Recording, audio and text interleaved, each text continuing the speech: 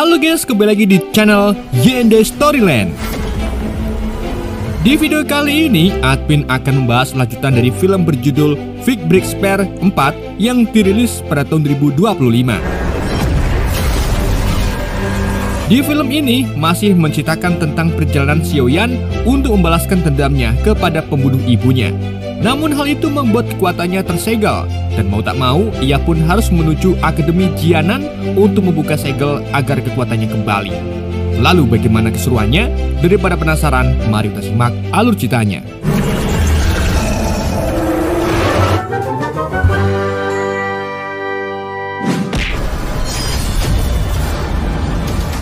Setelah kejadian di mana Xiaoyan melawan Mo Cheng dan meruntuhkan kasino miliknya, ia dan teman-temannya memutuskan untuk pergi dari tempat tersebut. Namun tiba-tiba terlihat sebuah tangan yang muncul dari runtuhan bangunan. Siapa sangka ternyata itu Mo Cheng masih hidup. Melihat itu, Xiaoyan, Dongbu, dan Muli pun langsung bersama-sama melawannya. Namun, Mo Cheng menggunakan mata King Lin untuk memprediksi masa depan. Alhasil mereka pun tak bisa mengalahkannya.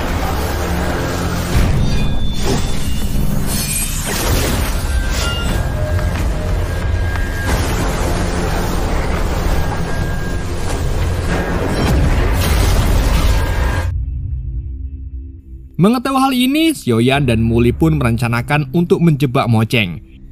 Di mana Muli tiba-tiba menusuk Xiaoyan dengan belati miliknya, dan kejadian tersebut bahkan sudah ada di penglihatan King Lin sebelumnya.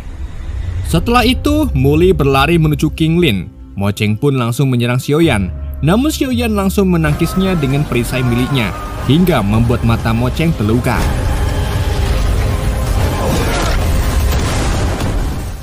Xiaoyan lalu menanyakan siapa orang ketiga yang membunuh ibunya selain dia dan Musi. Namun Mo Cheng justru memberitahu jika dia adalah pengurus eksternal sekte Yunlan. Lalu jika Xiaoyan menyerang dirinya, otomatis ia juga menyerang seluruh sekte Yunlan. Namun Xiaoyan yang menampaknya tak peduli dan dengan cepat menyerangnya menggunakan pedang besi hitam miliknya, hingga membuat Mo Cheng pun tewas seketika. Setelah itu, Muli menyuruh anak buah Mo Cheng untuk memberikan mata pada King Lin, di mana Muli memberikan matanya sendiri. Kemudian Dongbo mengatakan kepada Xiaoyan jika dirinya siap untuk pergi melakukan perjalanan bersamanya. Hal itu tentunya karena ia ingin membuat Cailin ingat dengan dirinya.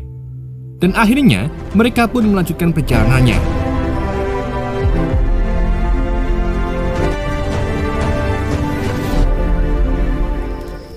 Lalu beristirahat saat malam tiba. Tetapi di tengah kesendiriannya, tiba-tiba Xiaoyan teringat Yulau yang membuatnya sangat sedih.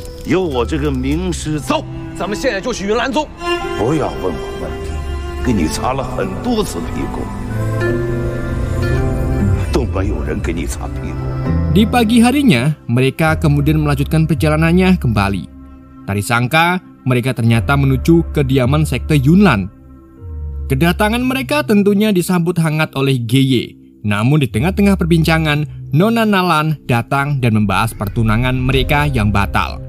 Lalu tiba-tiba Nona Nalan langsung menyerang Xiaoyan, dan pertarungan sengit di antara mereka pun terjadi.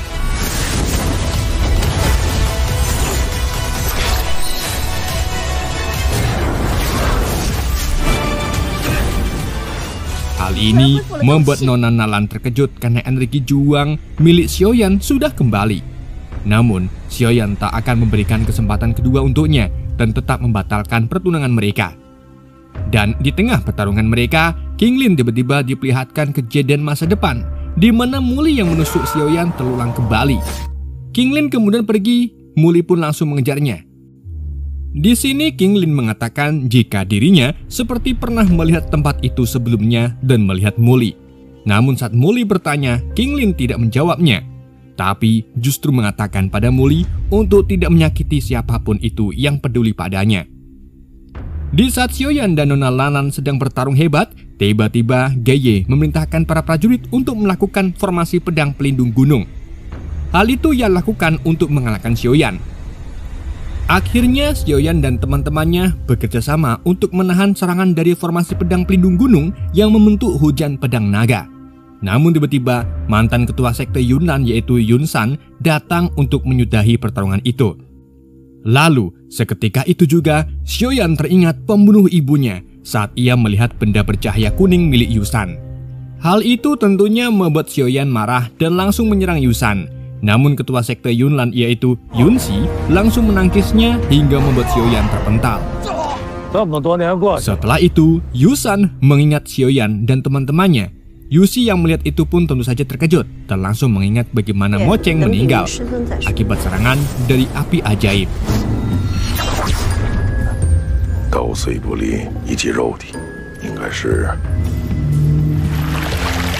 Tak berselang lama, terlihat Geye yang sedang menyiksa Xiaoyan guna menanyakan alasan Xiaoyan ingin membunuh Yusan. Namun Xiaoyan yang tak menjawab justru teringat masternya Youlau karena dirinya gegabah lagi dan melakukan hal bodoh. Karena hanya Youlau yang bisa menyelamatkan dirinya di saat yang seperti ini.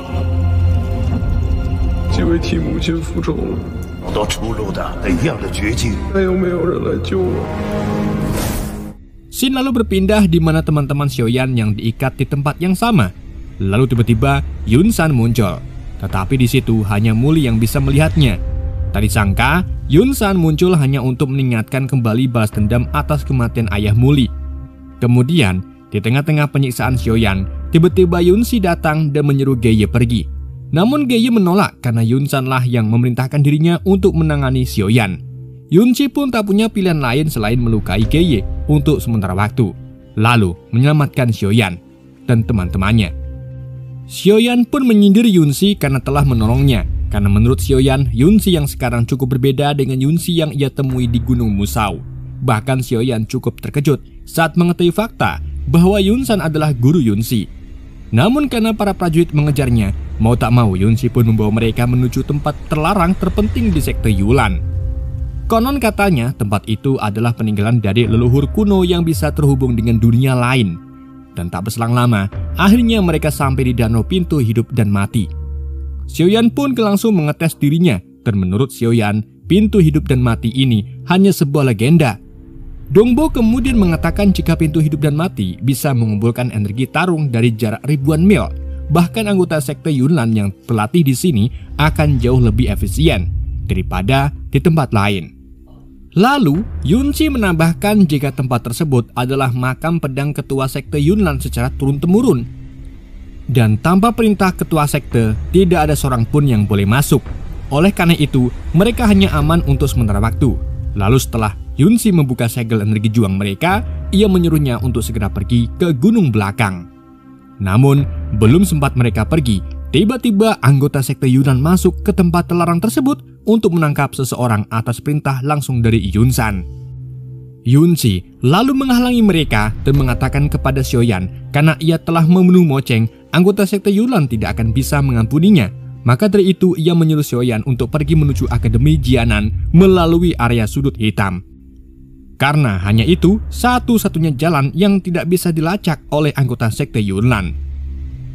Xiaoyan lalu mengajak Yunxi agar ikut dengannya. Namun Yunxi menolak karena ia tahu Yun San sangat menyayanginya. Setelah itu, Xiaoyan memperingatkan Yunxi untuk mencurigai Yun San karena ia tidak sederhana yang dipikirkannya. Yunxi pun hanya mengatakan jika dirinya menyimpan dendam. Setelah itu ia langsung membukakan pintu keluar.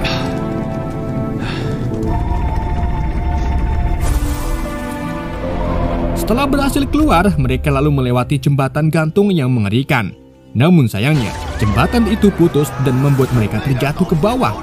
Untungnya Xiaoyan tak kehabisan akal, di mana ia menggunakan perisai miliknya agar membuatnya terjatuh dengan aman.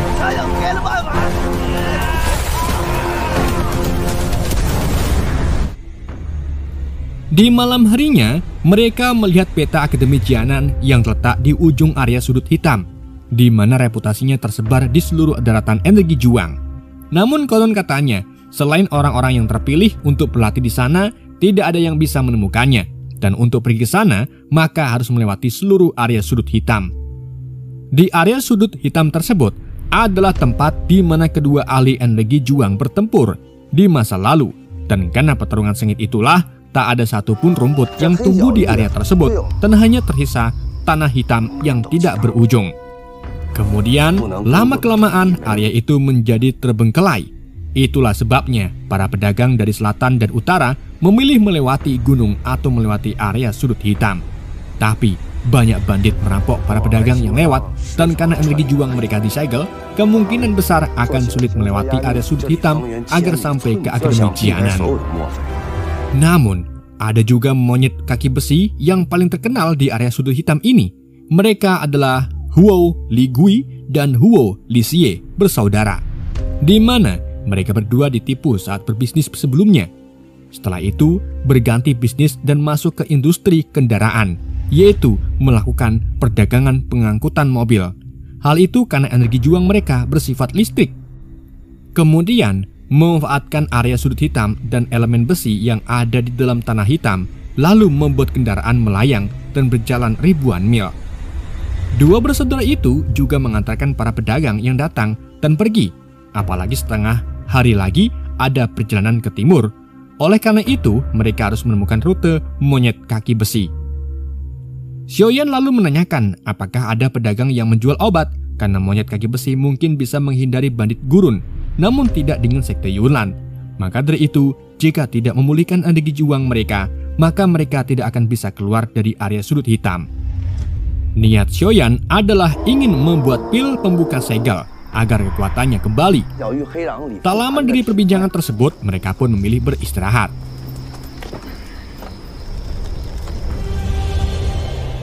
Xin lalu berpindah di mana Yunxi yang sedang diikat dengan rantai karena telah menolong Xiaoyan. Yunsan pun menanyakan alasan Yunxi melakukan hal tersebut. Namun Yunxi hanya mengatakan jika dirinya hanya ceroboh. Namun Yunsan tak terima alasan ceroboh tersebut karena Yunxi melakukannya dengan sangat jelas. Yunsan yang marah lalu mengatakan jika Yunxi adalah murid yang paling dicintainya dan ia akan memberikan segalanya. Namun, sangat disayangkan karena kesalahan tersebut. Karena menurutnya, jika bukan sekte Yunlan, Yunxi bukanlah siapa-siapa.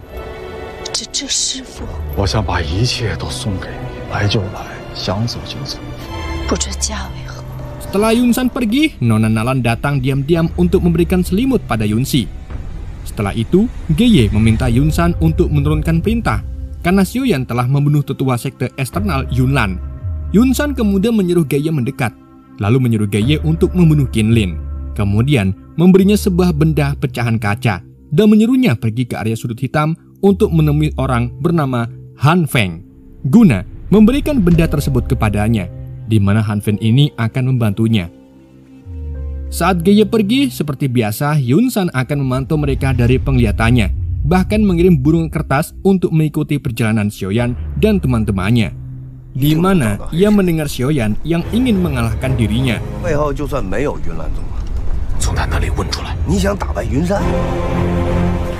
Tak lama kemudian, mereka pun sampai di pasar gelap dan bersenang-senang sebentar. Kemudian mereka saling bertukar cerita. Xiaoyan mengatakan jika dirinya ingin mencari Sun Er di Akademi Jianan, sementara Mulin masih harus membalaskan dendamnya. Lalu, di tengah-tengah perbincangan, ada seorang bude-bude yang sepertinya menyukai Muli karena ia terus melihatnya. Dongbo lalu menghabiskan uang Xiaoyan untuk mengikuti perjudian dan bertaruh dirinya akan menang. Tapi sayangnya ia kalah. Dan mau tak mau, Xiaoyan berinisiatif untuk meminjam. Ia lalu pergi ke tempat pelelangan. Namun tak disangka, ia melihat bude tersebut yang sedang memegang gigi naga beracun di tangannya. Tak lama dari itu, tiba-tiba Nona Nalan datang ke tempat pelelangan tersebut. Kemudian, Xiaoyan mengatur siasat untuk mengacaukan tempat tersebut agar dirinya bisa mencuri gigi naga beracun. Lalu, saat gigi naga beracun mulai dilelang, Xiaoyan dan Nona Nalan mulai saling menawar untuk merebutkannya. Tapi sayangnya bandit gurun datang yang membuat semua orang berlari menyelamatkan diri. Ternyata Nona Nalan datang hanya untuk menanyakan bagaimana Xiaoyan mengenal gurunya atau Yunxi. Namun Xiaoyan hanya menjawab jika hubungan ia dengan Yunxi sangat tidak biasa. Setelah itu ia pergi meninggalkan Nona Nalan. Sementara Dongbo dan yang lainnya bergegas menaiki mobil melayang milik monyet kaki besi. Tapi sayangnya, Xiaoyan tertinggal. Muli pun dengan cepat menolongnya dengan tali untuk membantu Xiaoyan naik.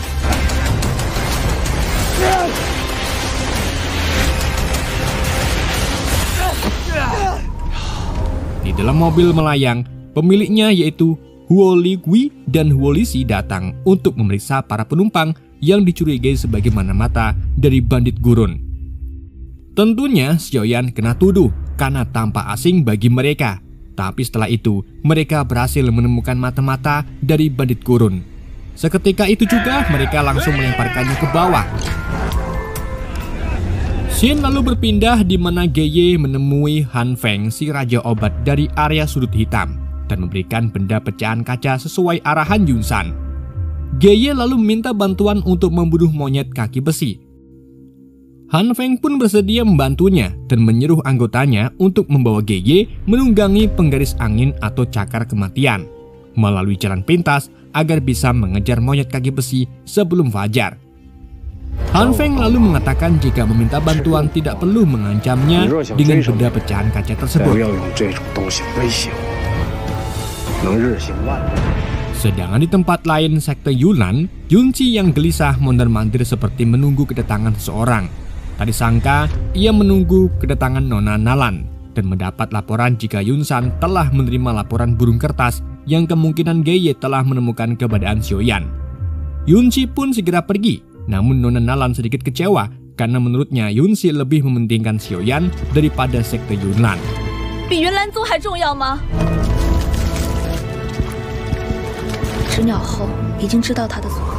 Di sisi lain, Xiaoyan dan teman-temannya merencanakan misi untuk mencuri benda saat di pelelangan dengan menyuruh Muli mendekati sang bude yang suka dengannya. Muli pun segera melakukan aksinya walaupun terlihat sungkan.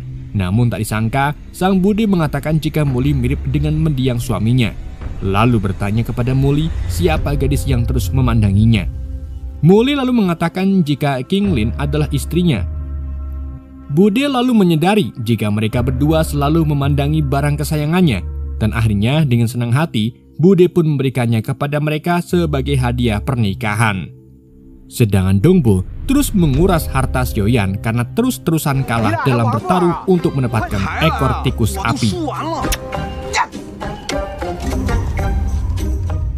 Lalu kemudian Kailin berhasil menemukan kecurangan yang dilakukan oleh bandar judi tersebut, lalu menyebabkan kericuhan di antara mereka hingga membuat monyet kaki besi datang untuk melerainya. Namun tiba-tiba bandar judi itu terkena anak panah yang ternyata berasal dari bandit gurun dan kemudian menyerang mobil melayang mereka. Lalu akhirnya mereka pun saling serang.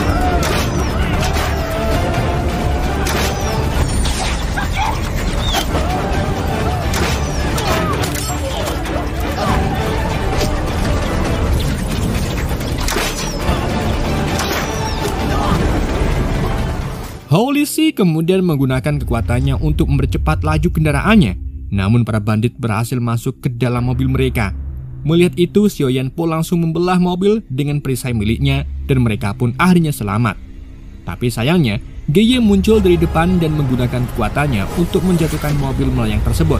Namun kendaraan tersebut hampir jatuh ke dalam jurang sehingga semua orang harus cepat-cepat turun. Tapi Geye yang tiba-tiba masuk membuat Huo Ligui mau tak mau melawannya dan mengorbankan dirinya demi menyelamatkan yang lain.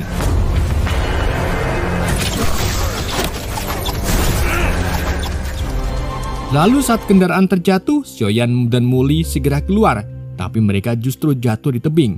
Melihat itu, Qingli dan yang lainnya segera menolongnya dengan tali dan membantu mereka untuk naik ke atas.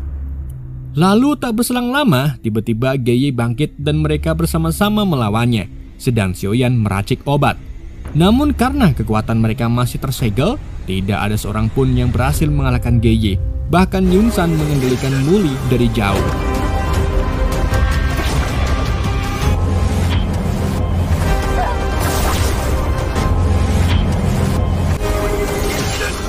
Geye pun terus melangkah ke depan mendekati Qinglin. Namun Qinglin tak beranjak pergi, hingga akhirnya Geye pun berhasil membunuh Qinglin dengan pedangnya. Lalu tak berselang lama, Xiaoyan pun berhasil melacak obat dan langsung menyerang Geye hingga membuat Geye tewas. Di sisi lain, Yunci langsung patuh saat mendengar ancaman dari Yunsan untuk melepaskan Xiaoyan, karena dengan begitu ia tetap menjadi murid kesayangan dari Yunsan. Namun ternyata Xiaoyan dan teman-temannya masih diserang oleh para bandit gurun. Hingga tak berselang lama, tiba-tiba tim penegak hukum Akademi Jianan datang untuk menyelamatkan mereka. Sun Er lalu membawa mereka pergi menuju Akademi Jianan. Lalu di akhir film, memperlihatkan para bandit yang melapor kepada Han Feng jika salah satu dari mereka ada yang memiliki api ajaib. Walau warnanya berbeda, tapi sangat mirip dengan api ajaib milik Han Feng. Bahkan ia juga memiliki pedang besar yang ditempa dengan besi hitam. Lalu saat Han Feng menanyakan siapa orang tersebut, tiba-tiba Gu Hui datang dan mengatakan jika orang tersebut adalah Xiaoyan karena ia juga sedang mencarinya. Kemudian Han Feng tiba-tiba teringat gurunya yang ternyata Master Youlao, di mana dulu Youlao yang ditusuk hingga menyebabkan tewas, namun pecahan dari tusukan tersebut adalah benda kaca dari Yunsan yang Geye berikan untuk mengancamnya. Dan film pun bersambung. Oke guys, itulah alur cerita film Vic Breaks Spare. Semoga kalian terhibur dengan alur cerita yang saya bawakan. Mohon maaf jika ada kesalahan dalam penyampaiannya ataupun penyebutan nama. Sekian dari Ende, sampai jumpa di video berikutnya.